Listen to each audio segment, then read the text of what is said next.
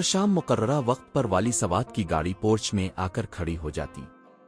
ایک دو مصاحب اور اے D C کار میں بیٹھ جاتے اور پیچھے سیکیورٹی دستے کی جیپ ہوتی۔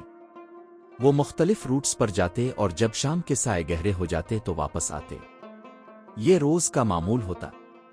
لوگ گاڑی پر ریاست کے گہرے سبز رنگ اور طلائی قلعے والے جھنڈے کو دیکھ کر سیلوٹ کرتے۔ عید کے موقع پر جب ہر چھوٹا بڑا شاہی بنگلے کے شمالی گیٹ سے ایک ہی لائن میں منظم طریقے سے داخل ہوتا تو والی صاحب پورچ میں کھڑے ہر آنے والے کے ساتھ ہاتھ ملاتے، عید کی مبارکباد کا تبادلہ کرتے۔ ان میں سیدھو کے رہائشی بچے ہوتے، علاقے کے معززین بھی ہوتے اور عام لوگ بھی۔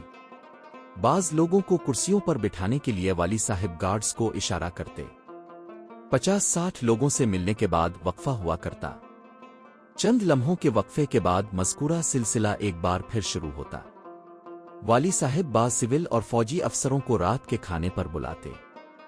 اکثر افسر باری آنے پر چھوٹی موٹی بیماری کا بہانہ کرتے۔